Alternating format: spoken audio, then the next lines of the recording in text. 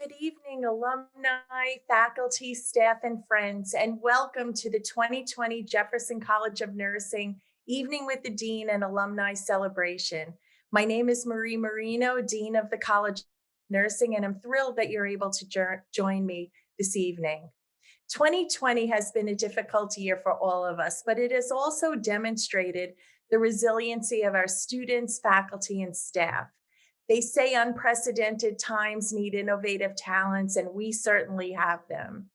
We persevered through many challenges, and as a result of our teamwork and dedication, I'm going to share with you some of the many accomplishments that we've been able to attain over the past year and highlight some of our strategic initiatives.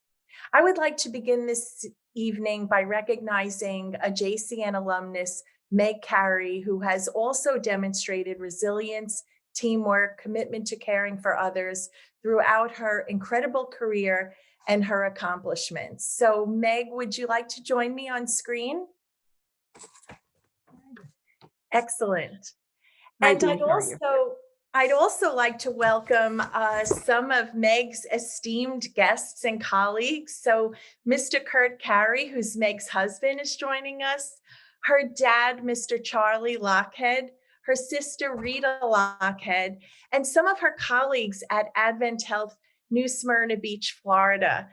Jesse Santos, Jonda Arbogast, and Dr. Dennis Hernandez, President and CEO. And I heard that he shared the link in his weekly newsletter. So I'm sure some of Meg's teammates are also on the call, and we certainly wish them a very warm welcome.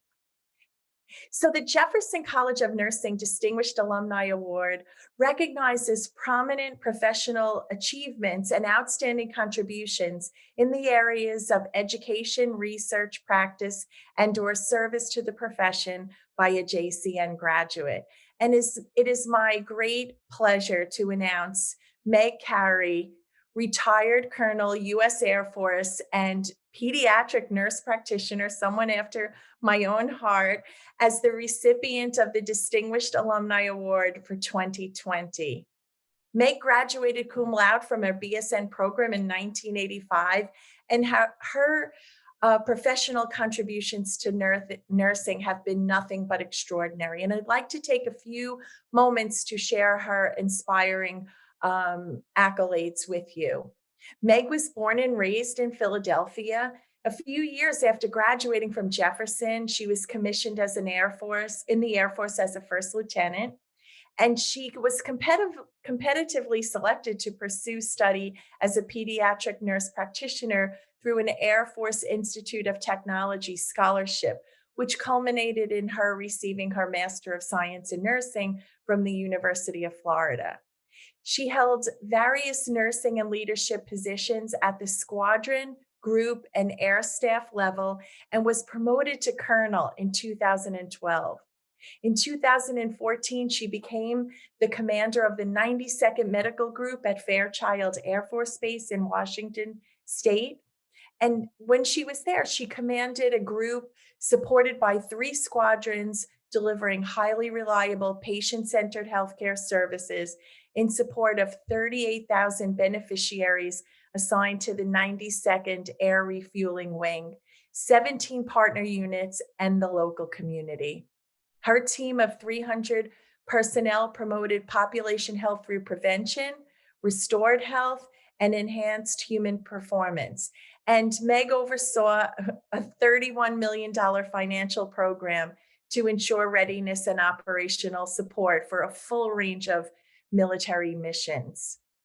Meg has received many, many awards and honors and decorations through her career, and these include Pacific Air Force's Chief Nurse of the Year and Clinic of the Year, also Air Force Space Command's Field Grade Nurse of the Year and Healthcare Integrator of the Year. Meg retired from the Air Force in 2017 and is currently a patient experience manager at AdventHealth in New Smyrna Beach, Florida, where she coaches and mentors 750 staff members in patient experience, patient perception, and service. Many of her staff are joining us tonight, and they reached out to us when they heard about her award. And they told us how proud they were of Meg and that she is, quote, truly a blessing to work with, a wonderful human and leader. And I certainly couldn't agree more. Again, we'd like to congratulate Meg Carey on behalf of the entire Jefferson College of Nursing team and all of our alumni. We're so proud of the impact that you have made and continue to make every day. And Meg, we'd love for you to say a few words. Wow. Thank you very much. Thank you very much. I first want to just kind of hold up my award. So thank you very much. It came in the mail the other day, and it was a very nice gesture, and also the flowers. So thank you very much, Dean. Oh. Oh my goodness. Okay. So thank you all, Jefferson College Nursing alumni and family and friends, for joining us this evening. So when Dean Marino called me and told me that I would be receiving this award, and that I would also be part of the visiting scholar and alumni celebration, I was truly surprised and honored. As some of you know, this program was supposed to be held in the spring, but events happened. But how cool is it now that is aligning with our Veterans Day celebration month of November? And I would also, I got the opportunity to listen to Mary Ellen and Elizabeth present their extensive research on nurses in war from Vietnam to Afghanistan. It was a very inspiring presentation. I've known many nurses who have kind of may have even participated in their research, but truly highlighted the sacrifices that our military nurses have made, and also how their practice has shaped the science of nursing over the past years. So since that first phone call with Dean Marino, I've had a lot of time to reflect on the path that I took to this point in my career. And I must admit that nursing was not my childhood dream, but it was definitely a turning point in my life. I started college at Elizabethtown, well, she was college at that point. I majored in chemistry. And get this, it was because my high school counselor, who looked at my report card and said, "Oh, you do very well in math and science. Which one do you like best?" And I said, "I really love chemistry. You should be a chemistry major." So that's what I did. I went to become a chemistry major. And after a year and a half, 2 years in, I decided I think I needed something more. I'm a people person. I wanted to interact with people. And at that point, I made the decision to transfer to Thomas Jefferson and study nursing. My mentor and my professor of chemistry said that I would be making the biggest mistake of my life. But I wish he could see me today. So I don't think so. I think my career decision was truly the best decision that I'd made. And it all started at Jefferson College of Nursing. I can't believe it's 35 years ago. I think they have the math wrong there somewhere. But as I think back to my time at Jefferson, I realized that it really laid the foundation for my future, not only as a nurse, but as a professional and as a leader. My education at Jeff was much more than learning nursing. It was about developing critical thinking skills and instilling in me the drive to be a leader. I'd like to send a shout out. So I had some study buddies when I was at Jeff, several seasoned people who were in their second and third careers. And I don't know how I got to hang out with them, but I wanted to kind of shout out to Anne and Susan and Marlon. If you're on the call or if anybody knows them, tell them to reach out to me. But the time that we spent together studying and discussing life truly molded and enhanced my education. When I attended Jeff, we had trimesters. So we went to school pretty much around year round. And it was a very challenging curriculum. And we studied very hard and worked very hard. But in addition to going to classes and studying, I also held 3 part-time jobs.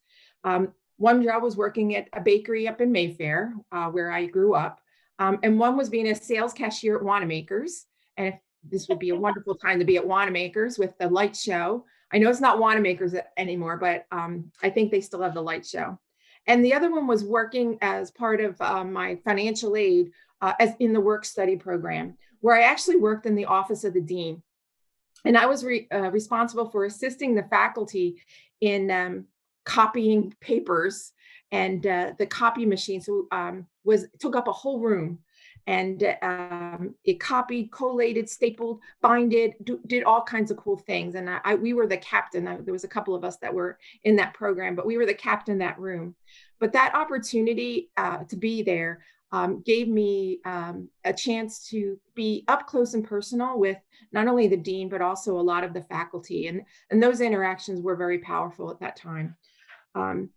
You heard all the great accolades of my military career, but if you would have told me 30 years ago that I retired as an Air Force colonel, I would have told you that you were crazy. And that's another cool story. So my husband, then boyfriend, was trying to get back in the Air Force after leaving a few years earlier. And so we were going to the recruiter, and the recruiter said, well, we're not taking any people back unless you have a medical background. And he turns to me and he says, well, she's a nurse. Can she go in? And I'm like, oh, no, we didn't talk about that. We didn't talk about that. But over time, we talked about it, and the rest pretty much is history. So looking back, 26 years went so fast, and I was afforded so many wonderful opportunities while in the military. And the one lesson that I learned over and over is that the Lord has a plan and that things happen for a reason. Toward the end of my career, I came out on a list of potential group commanders. A group commander is the equivalent of a CEO of a hospital or a clinic. So I came out on the list, interviewed for some jobs, but I didn't make any. I didn't get matched to any of those jobs, and I was truly devastated. But a few months later, there was an opening off schedule, and I was selected to be the commander at the medical clinic at Fairchild. And I found myself at the right time, the right place at the right time. So being a pediatric nurse practitioner, I was a clinician. I worked with clinicians, the doctors and nurses. So it was really helpful for me to be there, because I led the clinical team that piloted and tested the military electronic health record, MHS Genesis. So we were the pilot base for that, to do that. And then, so now that is rolling out throughout all of DOD as we speak. And now 3 years after my retirement, I see some of those young Air Force officers that worked under me rising to their own right and implementing this program across the Department of Defense in very high level positions as young officers. So that makes me very proud, and really warms my heart that, you know, if you're a leader, you need to grow leaders. And I feel like that happens. So now I find myself in life after my military leading in a different capacity. As the patient experience manager at New Smyrna Beach, I get to use my talents and expertise in different ways now, educating and coaching and mentoring the team there of professionals that work very hard. And we are providing whole person care to our patients on a daily basis. And I've been there 3 years, and we have made such great strides. And of course, in these times, they're working so very hard. So for me to be there and help support them has really been awesome. So I truly have been blessed, and this journey couldn't have happened without my family and friends. So I'd like to take a few minutes to just thank some very important people. So I want to thank my husband, Kurt, who's sitting over here in the corner behind me, who has been my rock. My children, Melissa's online, and she, I think, is the North Carolina representative on the map that you showed earlier. And Justin, my son, for their love and support over the years, and also their sacrifices. So in the military, it's not only the active duty that serves, it's also the families serve as well. So they made many sacrifices for me. Without them, I could not have achieved the things I have. I'd also like to thank and recognize my mom in heaven. My mom was my biggest fan. She would carry in her purse a picture, an article about me. And she would go up to the gentleman that would wear the hats that say they're the vets. And she'd go up and she'd say, thank you for your service. Did you know? Let me show you. My daughter was an Air Force colonel. So she was very, very proud. And my dad as well, who's watching us from downstairs. My brothers, Charlie and Sean, and my sister, Rita, who's also a nurse. Like I said, they were my biggest fans over the years, celebrating in my promotions, my retirement, and all military honors. There was always somebody there. So in closing, I'd like to say that my time at Jefferson laid the foundation and instilled that drive that pushed me to be a nurse practitioner, a professional, and the leader I am today. providing so much more than classes, but introducing me to evidence-based practice and the importance of lifelong learning. Jefferson College of Nursing is where it all started. So thank you again for this great honor, and I'm truly humbled by this recognition. Thank you. Congratulations, Meg. We're so proud that part of your legacy is part of ours. So congratulations again. Thank you very much. Okay, so I think we'll move on, and I wanted to update you on all things great going on at the college. And I'm going to have some assistance with my slides. So next slide. So we're really at a crucible moment in the Jefferson College of Nursing. We're aspiring to a new vision to reimagine, disrupt the way nurses lead and impact society. And we're truly living that vision. We're fierce advocates for having nursing at the table when complex problems need solutions. And as a college, we are preparing our graduates, our soon-to-be alumni, with the real-world skills needed to meet these challenges head-on. And the faculty are committed to pushing the notion of community engagement to even greater heights. And we're seeing that through the pandemic. We're seeing our graduates on the front line. They're practicing side by side with some of our faculty. And more than ever before, the city needs us. We're diving into deeper trenches, gaining expanded entree into the most difficult to reach individuals and communities, and expanding our impact so all that need Jefferson's nursing influence can feel it. And we recognize our responsibility as a college in this city, and we're truly committed to improving the lives of the people of Philadelphia and beyond. And through our work and the work we do with our students and our graduates, we're certainly leaving our mark. And this is truly because of the amazing, amazing faculty and staff and the legacy of the alumni that came before us. The legacy of those from the Dixon School of Nursing, from Arias School of Nursing, all the Jefferson tentacles, from Montgomery, those alumni that were with Jefferson College of Nursing when it was a department, a school, and now a college. I am so humbled to be at the helm, and I hope you are proud of what Jefferson Nursing is doing and continues to do to build on the alumni's legacy. Next slide. So I just wanted to give you a snapshot of the amazing growth that has been going on over the last couple of years. We're growing in students and faculty and staff. So we've emerged from 2017, 1,155 students, and now we are at just over 1,500 students. Next slide.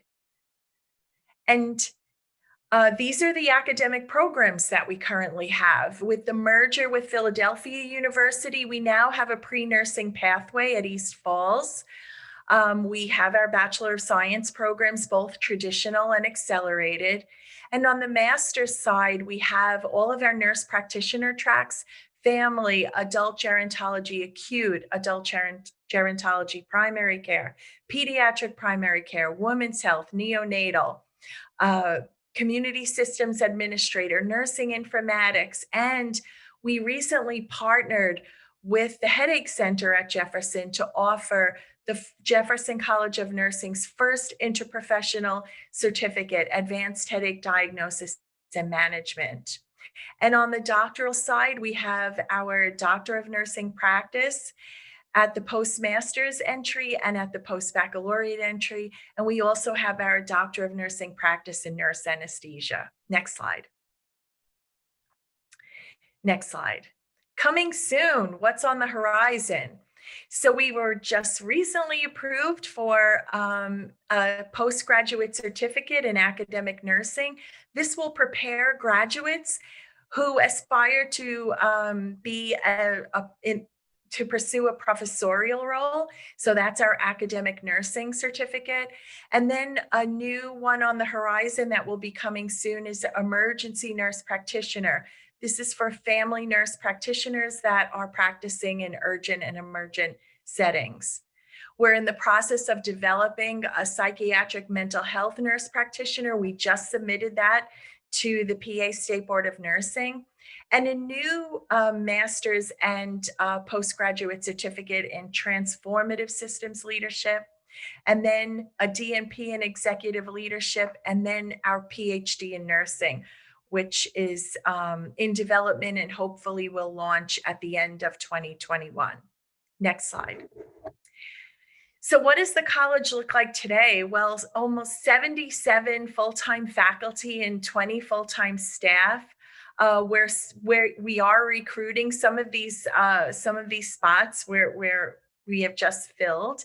And we've built an amazing leadership team with 3 associate deans looking over the academics, practice, and research, an assistant dean for academic strategy and operations. We have department chairs, and we have program directors for all of our programs. Next slide. So our strategic initiatives, how are we doing this and what do we plan to do in the future? So we have 3 strategies that we're pursuing. One is to build share, and that is to really break into the competition and build some share in our regional market segments, and also because our graduate program is predominantly online and our students come from all over the country, so even broader segments. Second is to focus on programs and novel partnerships where we do extremely well, and those that we can diversify our revenue stream. So expanding from a strengths-based perspective. And then the last thing is to build our brand, to build influence, to boost our national prominence, and to attract top-tier faculty and students, we hired over 20 faculty in the last 2 years, and they've been such amazing additions to our team. Next slide. So let's talk about first what are we doing to build share? The first strategy is we're trying to not increase our numbers anymore, but to increase our applicant selectivity. And over the past year, we've increased our applicant pool size 8%, which is a big, a momentous step for us. We've also been able to decrease the time to offering our applicants giving them their decision and putting in their hands what award they will get. So what their financial aid, their scholarship portfolio will be, so that they have everything they need in their hands to make a decision quickly about coming to Jefferson. And we're also matriculating students pursuing pre-nursing in East Falls, our East Falls campus. And we're increasing the number of students that are coming over on that pathway. We're also expanding our distance education. And unfortunately, the pandemic is helping with that because we are offering a lot of the didactic components of our programs online. But with that is coming amazing opportunities for our students, even though they're through virtual formats. In fact, today I was at the Dixon campus and our faculty were in the simulation lab with a simulated patient on a telehealth, via telehealth, and they were simulating acute psychiatric episodes of someone with bipolar. So they're being so creative at how we're offering our online curriculum. The other thing is we're increasing our clinical training capacity. With Jefferson Health as a partner, the 14 hospitals and all the ambulatory care sites, our partnership with Nemours and other amazing health system, Children's Hospital of Philadelphia. What we've been able to do through the pandemic is to establish preferred placement status with Jefferson Health, meaning that they will place our students above any other colleges of nursing students. We've developed a lot of new relationships in the clinical environment through the past couple of years, and most importantly, with the pandemic, we've been able to really move out into new sites and be welcomed by new partners. We've developed a whole academic practice integration team that has systematized our clinical contracts and our clinical placement processes. And that team has really helped us. If you may not be aware, when the pandemic started, we removed all of our students from the clinical environment. And it was through the efforts of our faculty and our academic practice integration team that we re-entered clinical on June 15th. And it was really a heavy lift, but they were up for the challenge, and all of our students were returned to the clinical area.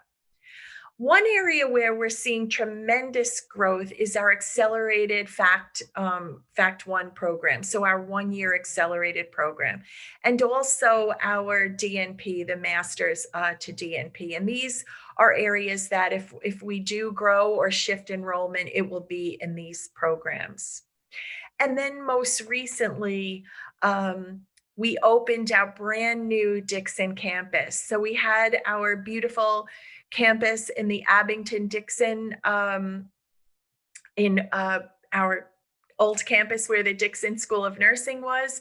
We outgrew it, and we now occupy a beautiful 44,000 square foot building that broke ground in January, and through the pandemic, they work 7 days a week, every day, and it opened in time for the fall. And so the students all transitioned to the new beautiful building, and we will grow that enrollment and shift enrollment to there from 150, what the number currently is, the number of students, to 300 over the next 5 years.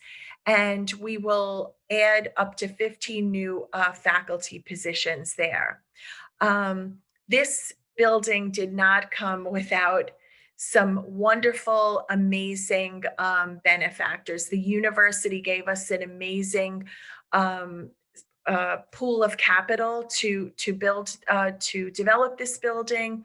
Our longtime benefactor, Edie Dixon, gave us the lead gift, so hence the name, the Dixon Campus. And others like Liz Jamel, Tom and Bonnie Bone, Harry Brooks, Christine Giles, Jay and Pam Bound, and the Abington Hospital Foundation Women's Board and Auxiliaries, and Marilyn Harris, who was an Abington School of Nursing alumni, who I had the pleasure of having a visit with today that I enjoyed so much. And I know she's on listening tonight. So I'm sending a shout out to Marilyn and thank her for coming to see us. So I have a short little video that just highlights the Dixon campus. So I'd like to show it to you now.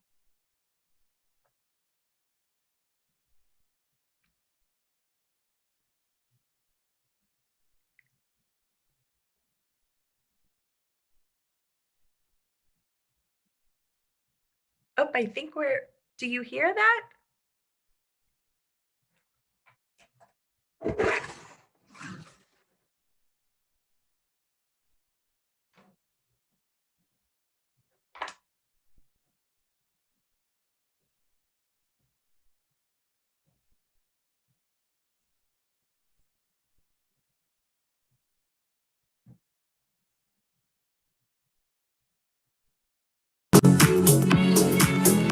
Located in Horsham, Pennsylvania, the Thomas Jefferson University Dixon campus is the new home of our undergraduate and graduate nursing programs.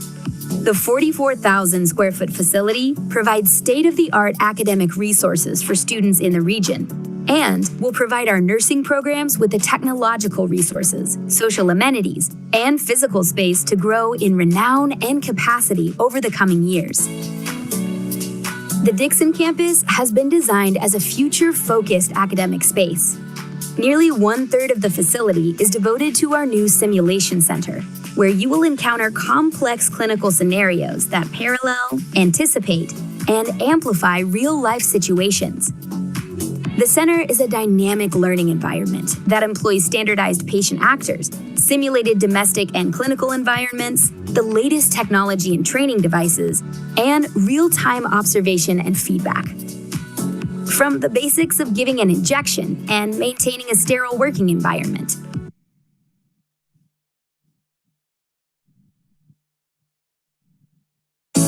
Hall. And one-on-one patient medication consultations. You'll gain the training, experience, and confidence you need in a safe, controlled environment before you begin working with real patients.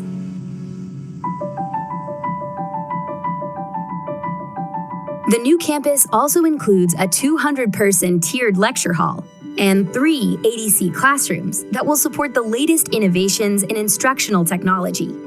The academic space is rounded out with a dedicated library, computer lab, and collaborative learning and study spaces to support engagement between students and faculty at the highest level. The physical space has been designed so that students can learn in novel formats, faculty can collaborate and brainstorm, and a spirit of excitement and curiosity can be cultivated. Though Dixon's academic and technological offerings are formidable, the facilities also make life outside the classroom and lab as comfortable, convenient, and healthy as possible. To help you get here, we've allowed for ample student and faculty parking and easy access to public transportation. Once here, you can relax or study in the student lounge or central concourse. Hungry? There are plenty of restaurants and cafes nearby. And if you're looking for something more active, spend some time on our walking and bike trails, or step right outside and take a quick stroll through the park. From the latest in simulation technology to industry-leading instructional spaces to a location that places a premium on access and comfort, our new Dixon campus says as much about our commitment to develop an active, participatory academic journey for students and faculty as it does about the future we're building. We've put a lot of care into the development of the Dixon campus because we're confident in the level of care our nurses will bring into the world. It's where our heart is.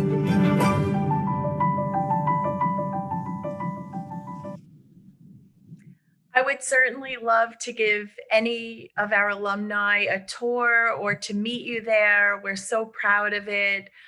So hopefully after the new year, when we're back on campus in maybe limited ways, but I would love to host you there. So please reach out to me by text or phone or email, and I'll certainly arrange a visit.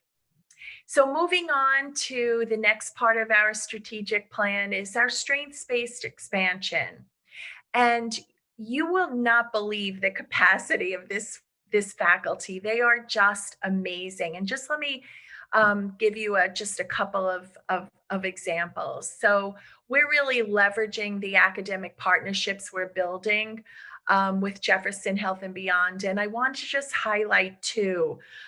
First is our neonatal program. So our neonatal nurse practitioner program under the direction of Dr. Michelle Savin and Xenia Sikowski. In Florida, there are no neonatal nurse practitioner programs, but there's a burgeoning growth rate of young families who are having babies, are having children. And so there is a high need for neonatal nurse practitioners. So our college has partnered with Nemours in Florida and established a partnership with their neonatal division of neonatology, who is supporting some of their neonatal nurses to come to our program and become neonatal nurse practitioners and expanding the capacity. And that's why I say, we want to expand our influence so all that need Jefferson nursing will feel it. And then something I'm so proud of, it's our Nurse to Nurse initiative under the direction of Doctors Pasmantir, Schaefer, Kumar, and Drolamo. These faculty, with the rest of their team, so other faculty are joining in, have established what's called Nurse to Nurse. And it's a compassion, fatigue intervention, and emotional support intervention for nurses that are serving on the front line. They saw the need of our nurses in Jefferson having difficulty transition from fighting the pandemic and the front lines, and then transitioning home to their families where they also needed support. And it was taking a real toll on them. So I think by April, they stood up this intervention and they deliver it technologically via Zoom. But nurses were not picking up or adopting that as readily. So, what did our faculty do? They started going to the units and offering in person support right on the units. And I think this, just as early as this morning, they had one of their support groups. So they're really doing a heavy lift and such a great service for our nurses across Jefferson Health. And then we know that technology is driving everything from academics to patient engagement and everything in between. And it's critical to prepare nurses to excel in highly technological environments. To that end, JCN has engaged with Apple to provide expanded opportunities for our faculty to engage learners and simulate the technology demands of real settings. So we're equipping all of our faculty and our students at the undergraduate, graduate, and doctoral level with iPads. So they're immersed with technology from day one so that the transition from the school to the world of work can be eased. And so we are on a march to become an Apple Distinguished School. There's only one other school in Philadelphia that is an Apple Distinguished School, and that's Penn School of Dental Medicine. So hopefully we'll be the second. And under the direction of our Assistant Dean, Hannah Smith, and her amazing team, we are interacting with Apple, their partners and stakeholders on a national level. And in our school, we have Apple professional learning sessions. Our faculty are so engaged in this initiative that over 70% of our faculty and staff have attained Apple teacher status. We're also formalizing our global presence. We are having affiliations with Japan and with India, and we've been there with some of our faculty teams, and we're just budding in that area. So more to come on that, and I hope to be able to provide you more information the next time. But most recently, we had a Zoom, cross-global Zoom with KLE University in India, their students and faculty, and our students and faculty, and Dr. Amy Sajna is leading that effort, and we're so proud of her.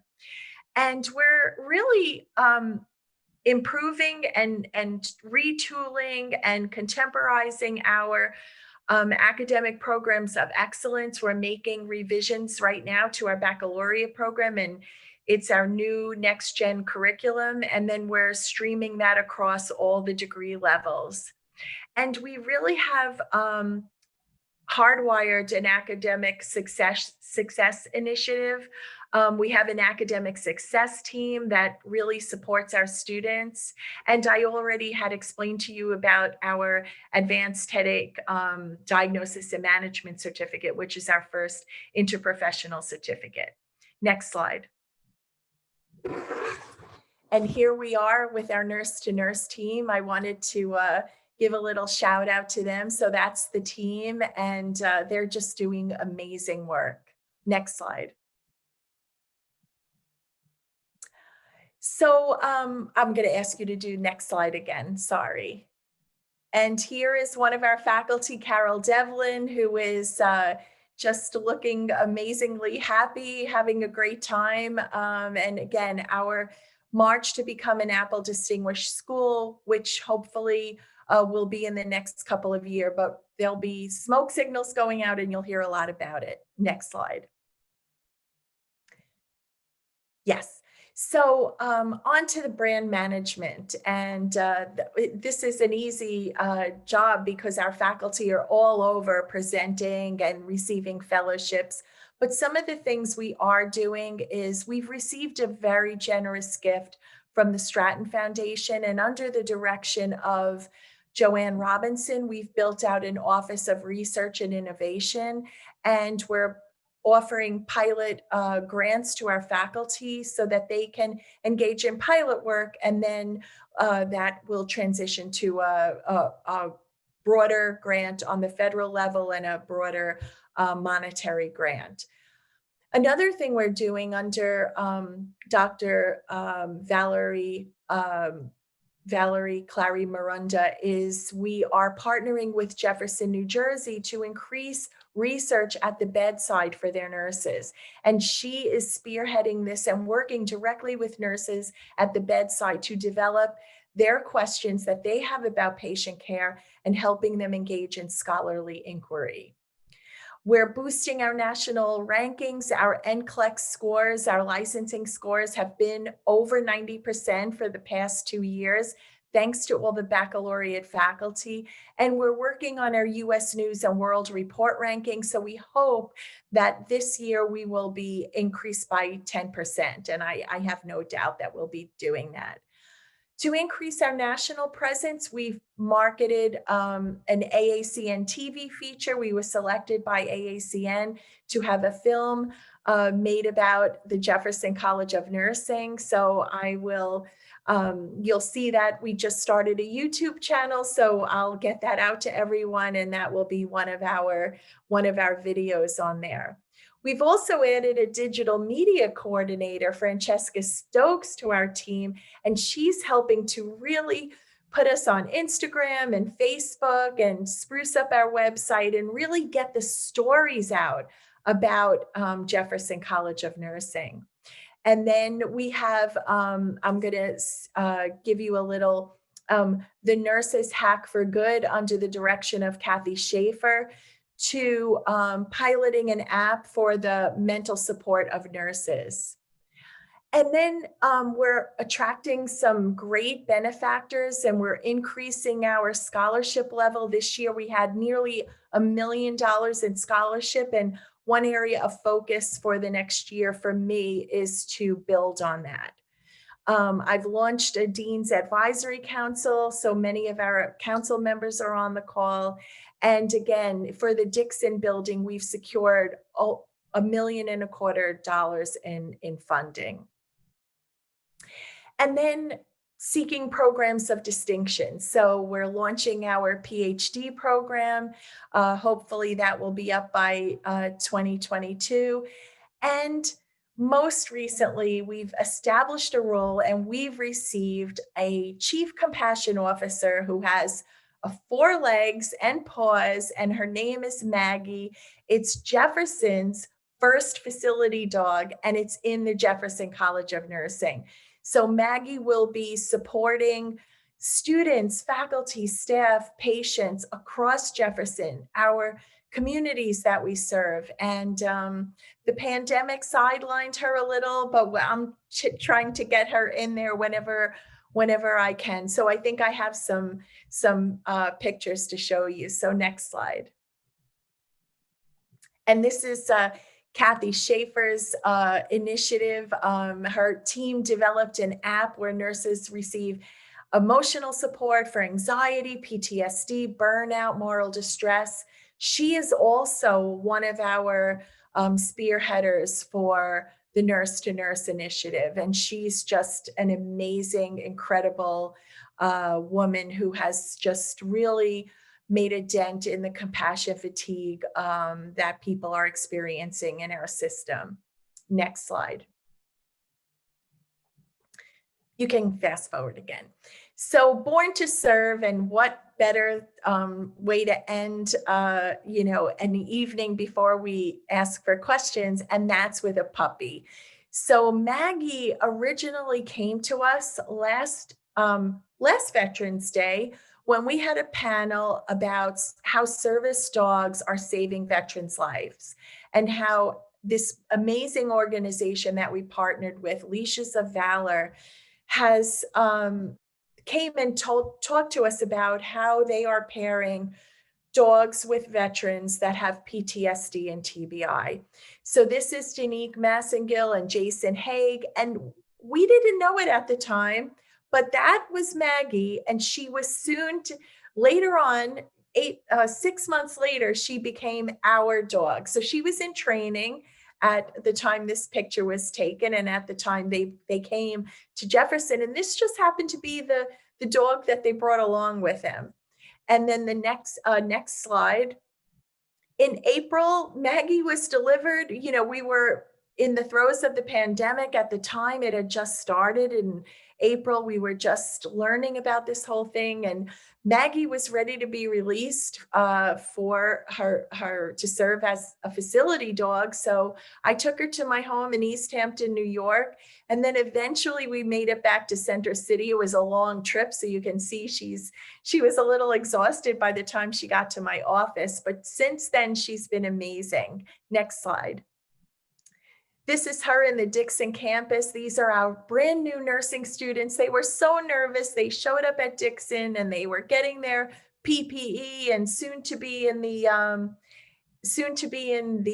hospital. So Maggie came by to cheer them up, and there she is with one of our great faculty, Chris, and she's in the sim lab, Chris McKeever. Next slide. And that is it. So I would love to open it up to for any questions, any discussion. And I Yes, think and Jeff for is going to attendees, help. you can share your questions using the Q&A button located at the bottom of your screen. If you don't see the Q&A button, just try moving your mouse and it should appear. Dean Marino, we did receive a few questions in advance, so we'll start with those.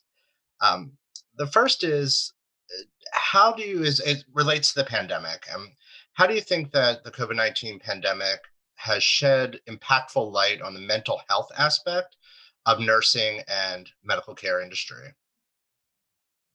Well, I think always, even before the pandemic, we needed to shine a brighter light on mental health and the need for mental health interventions, and the ability for people to say that they need some intervention, that they need some help. And I think that one of the most important things we saw for the first time in nursing was a light shown on how incredibly impactful the tragedies and the death and the absence of family and the need for emotional support our nurses were seeing on the front line.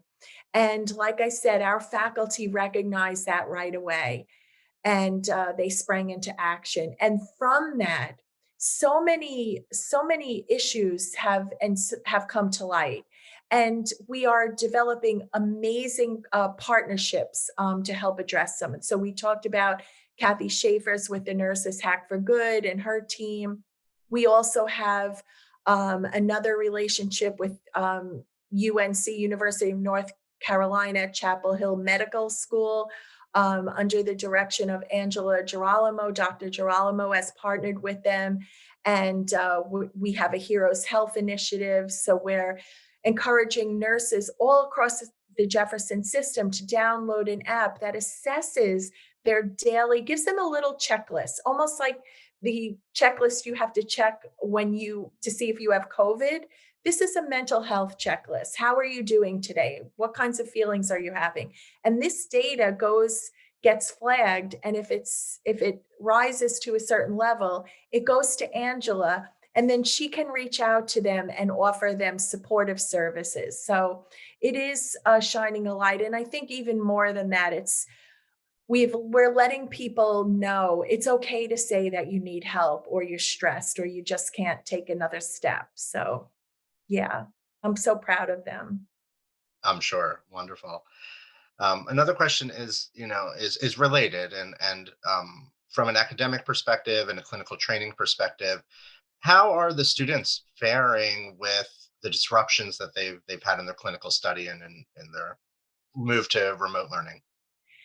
Yeah, I mean, on the tech side, are the exams showing up on their computer? Do they have lectures? Do they have, are they able to get their work? And are they in clinical? Are they out of clinical? Are they talking with their faculty? Are they on Zoom? All the mechanics are going well. But it is a burden for them, and it's a burden for our faculty, and it can be quite challenging. And so we've just assembled, we're assembling a team of faculty that have experience, and this is under the direction of Dr. Steve DiGenato and his team to help support faculty because they're supporting students. And when the students are having a bad day, it's like kids, they're having a bad day, so you have a bad day. So it's helping to really lift up our faculty so that they can help each other, they can help themselves, and they can help our students. But it definitely is a factor.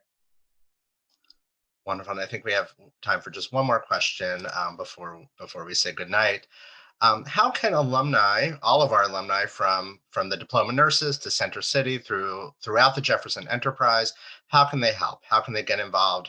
Can they support the college and the students? Oh, well, I think one of the best ways to get involved is to just spread the word about Jefferson, about what an amazing legacy that they've left that hopefully we're carrying on. But I think through these programs, we are trying to offer these in the middle of a pandemic, and I'm so happy to see people participating. And I would say just getting involved, contacting us, contacting advisory council members. I send out a blog, so I'd like to add more alumni to that to announce all the great things that we're doing. But there's never a shortage of help that we need. So if anyone wants to reach out and ask me of a way to get involved, I would be more than happy to engage with them. Even if they just want to come by and talk to our students about just what it's like to be a nurse and what it's like to be on the front line. And that would be outside of the anxiety of being on the floors in a learning situation, just having a chat. I think that would really be great. Excellent. Well, wonderful. And these are great opportunities for our alumni, and we invite them to reach out to us to get connected and get involved. Dean Marino, would you like to share some closing words? Yes, I just want to say thank you so much for joining us tonight. Thank you for celebrating Meg and her accomplishment. We're so grateful that we can honor her and that we can celebrate her accomplishments. And to all of you, to all of the alumni that are listening, to all the faculty and the staff, we certainly are trying to persevere through this. And I hope you saw a little bit about that tonight. And I wish you the best. I wish you well. I wish you safety. And above all, I wish you can share with family and friends Thanksgiving so that we can be thankful for what we have, whether it be via Zoom or in person in small groups. I hope you have an amazing Thanksgiving and a wonderful holiday. And from my family to yours, happy Thanksgiving. Take care. Thank you again, Dean Marino, and congratulations again to Meg Carey on her Alumni Award. Thank you to everyone who's participated tonight and shared their questions and attended. We hope that we'll see you again soon, and you'll join us for some of our upcoming alumni events. You can find a full schedule and register at jefferson.edu/alumni events. We also invite you to learn more about the postgraduate certificate program in advanced headache and diagnosis management that the dean mentioned, and you can learn more about that at jefferson.edu/JCN headache. Thank you all once again for joining us. Be safe and have a happy Thanksgiving.